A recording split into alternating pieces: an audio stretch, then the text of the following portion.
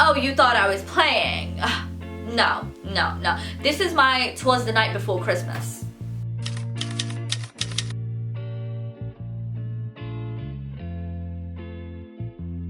Hi guys, this is Sai and we are back for another YouTube video. Today I'm going to be walking you guys through the process of my new academic year enlightenment. Every September I go through some type of awakening where I'm like, oh my gosh, I need to get my shit together. So that's what this is. And I'm just going to walk you guys through the process of how I reset my life every September for the new academic year. Okay, let's get started. Every new year I pick a new color, and I know that sounds a little bit crazy, but follow with me here, right? I feel like it's so important to keep a theme, to keep life all consistent and pretty and aesthetic. So every year I pick a color because it helps me build a theme, right?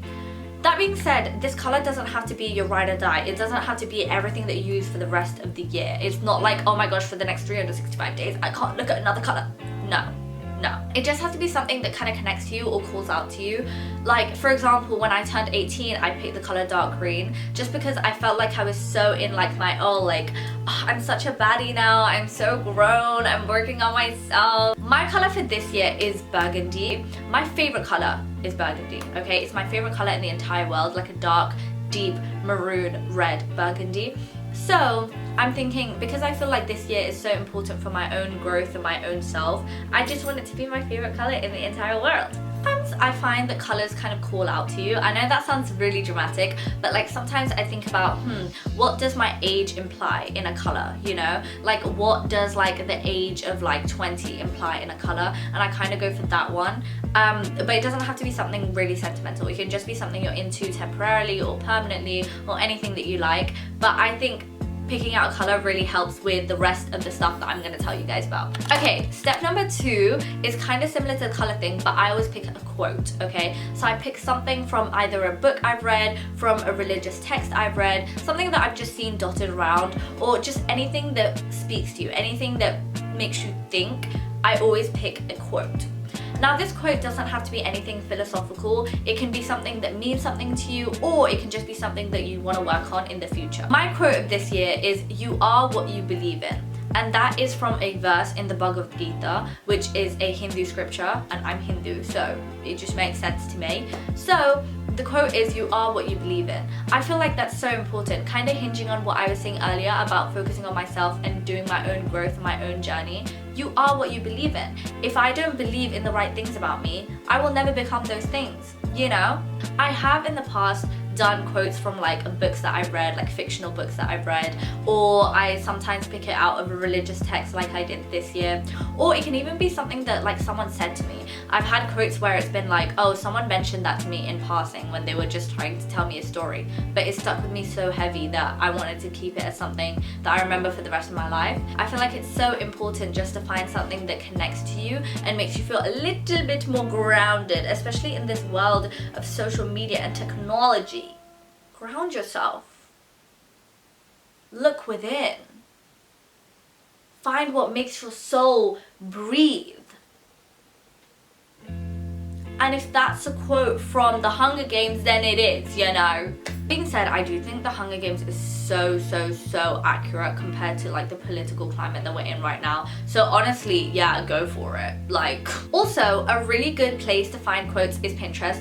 I am a avid lover of Pinterest. Anything I need, Pinterest. Anything I want, Pinterest. Anything I should look into, Pinterest. Anything that I should search up, Pinterest. So Pinterest, you know? Like I always type in like, oh, quotes about blah blah, and then I just read through them, see whichever one fills me with the most amount of joy and happiness, and I pick that one.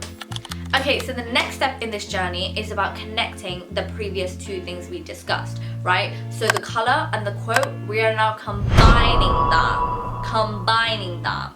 And the way that we do that is we go on Canva. Okay, so we go on Canva, we take a presentation, or sometimes I use a wallpaper as well. I put down the color as the background to the wallpaper. Then I put out the quote. I type in the quote, and I try and find pictures that relate to either the quote or my goals for the new year. That being said, these pictures don't have to be directly tied or in any way directly relevant. They can be whimsical, they can be cute, they can be preppy, they can be aesthetic. Do whatever you need to do just to make it a very cute collage of a mood board. The purpose of us doing this is we're going to use this as a lock screen / home screen for all of our devices, just to reaffirm everything that we discussed previously in the video. Sometimes the pictures I put in are completely random. I just do whatever my heart tells me to, and if it says put in a picture of a teddy bear, I'm gonna put in a picture of a teddy bear, you know. Other times I'm a bit more like strategic about the way I put it in.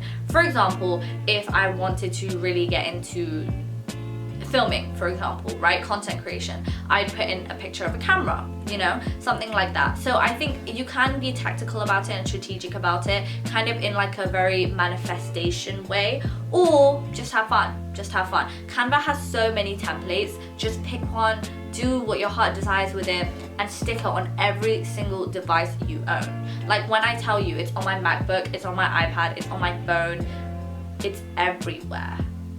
It's everywhere. All of those were like the cute, whimsical, aesthetic things that we can do to prep for the new year. Now we get into the real stuff, okay? Step number 1, you need a calendar, okay? We are too grown to be just thinking of things in our head. Get a calendar, get a pen, get a paper, get a highlighter, get your shit together.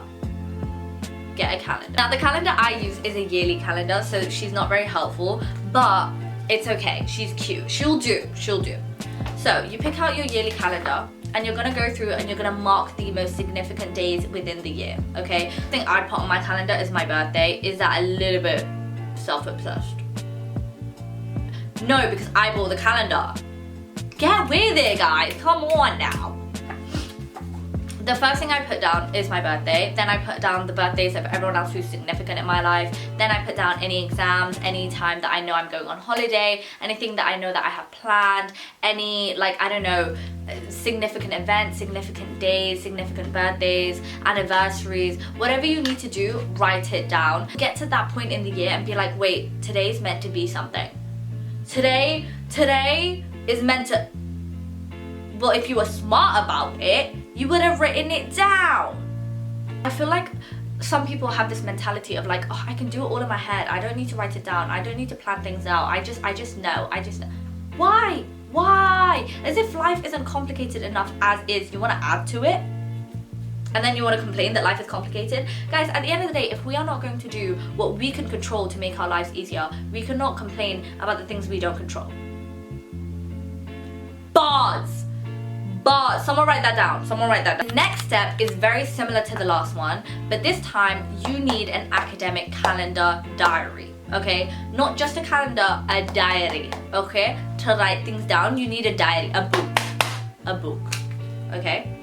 And what we're gonna do with this said diary, because she is actually an academic diary, she's not a yearly diary, she's an academic diary because I prepared for this video.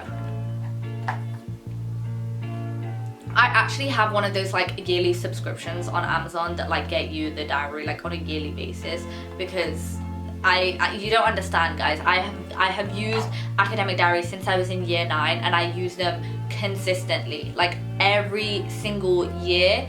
These, by the time I throw them away, they are packed. You know when they ask you in interview questions like, oh, how do you keep organized? I kid you not, I sound like I'm sponsored by this company, whoever they are. I'm constantly like, oh, I have this academic diary and it's the best thing in the entire world and it keeps my shit together and I love it so much and you should definitely hire me because it's the best thing in the world. We're kind of gonna do the same exercise that we did for the calendar, but within a diary. So first you're gonna put in all your significant days, because this is the thing that you're gonna look at every single day. You're gonna open your eyes in the morning and open this. The reason I say your calendar is not going to be enough is because your calendar is going to stay at home and your diary is going to come with you every single place you go. You don't understand? This never leaves me. This is my twin. Okay, she don't go nowhere. Important thing to consider every new academic year is to understand how you're going to use it, because it will vary year on year, okay? The reason people don't like diaries and the reason people don't use them in the way that they should be using them is not because they don't know how to use a diary. It's because they take it more simply than it truly is. Now, I'm not trying to make it more complicated than it truly is, but the reason it's not working for you is not because the diary isn't working, it's because you're not using it for your purpose. You're not using it to work for your life. You're just doing it in the most simplistic way possible that anyone could use a diary. No, tailor it to you, tailor it to your life and your expectations and the goals and ambitions that you have in your future. For example, I know that I have two sections of my life, right? I have one which is very much uni, study, I need to get this done, dissertation, whatever. The second one, which is like, oh, I need to make sure that I'm filming today, I need to make sure that I'm posting this, I need to make sure that I'm sewing this, I need to make sure that I've read this book, I need to make sure that I'm updating my Notion, I need to make sure that I'm going on pictures, I need to make sure that, you know? So, because I have two factors of my life, sometimes what I do is I break the page up. I literally draw a line through the middle of the page, and whatever's on one side will be like, oh, I need to do this for uni, and whatever's on the other side is more like, oh, this is just for fun, right? And that helps me tailor to what I need to do, because I know whatever's on the right, for example, needs to get done today, whereas whatever's on the left is like, okay, I could either do it today or I could do it tomorrow. That helps me organize my life. Okay. The next step is to figure out our goals. You don't understand how important a goal is for your future. Verbalizing them, putting them on a piece of paper, looking at them repeatedly. It's not even about manifestation. It's not about like just convincing the universe to give it to you. No, it's about convincing your brain that you need it, okay? It's about convincing your brain and training your brain to think about it at all times, right? It's not about, oh, like it will just land in my lap. Like, don't get me wrong, I'm a religious person. I do believe that if something's meant to be, it will come to you. But does that mean I can just be like, oh, it will come to me? It'll come to me, I don't have to do, no, of course not. I have to put in the work for it to come to me, right? And setting that goal allows you to put in that work more consistently and not just rely on the fact that it will come to you. The most important thing about this is making sure that you're setting your goals properly, okay? Make sure it's not just, oh, I want to get fit, I want to lose weight. Girl, first of all, no you don't, you're beautiful. You're beautiful the way you are. Second of all, even if that is your goal, how are you going to put that in a measurable, logical sense? You know, in school when they made us do like, oh, SMART goals, like it needs to be specific and measurable and actionable. That's what I need you to do. Of course, you don't have to be so pedantic about it, but like keep the same mentality. You want to lose this much, okay? You want to lose it by this point in time. You know that for you to action that goal, you need to do this, this, and this. For example, I need to eat healthier, I need to work out, I need to do this, right? And then you know, okay, when I get to this point, that's how I know that I've met my goal. That is what I need you to do. Not just, oh, I want to lose weight next year. That helps no one, least of all yourself. Make sure you structure your goals with a timeline. Of course, you don't need to do this the exact way I do, but I always do it on a monthly basis and a yearly basis. I pick one goal for each month and a few goals for each year. So let's say like one goal for each month and then 4 goals for the year. Now, my monthly goals, I don't have to pick all at this point in time, you know? I might get to January and be like, oh wait guys, actually the goal that I was meant to have in December didn't work out, so I need to, you know, things change, that's completely fine. But I feel like in September, I want to know kind of my goals for the next 2 months. And I want to set my yearly goals, right? Okay guys, I think that's the end of the video. We have gone through everything that I do to prepare for the new year. I hope it's been helpful and I hope it's allowed you guys to understand a bit more about my thought process, but also find a few things that help you out and make it easier for you. Thank you so much for watching. Please like and subscribe if you feel like it's a video that added value. But I wish you all so many blessings and happiness for the new year, and I hope you get everything that you want, not only in your personal goals but also in your professional and academic ones. And I hope everyone just really focuses on themselves for this new academic year and gets everything that they ever have deserved, ever. Thank you, bye.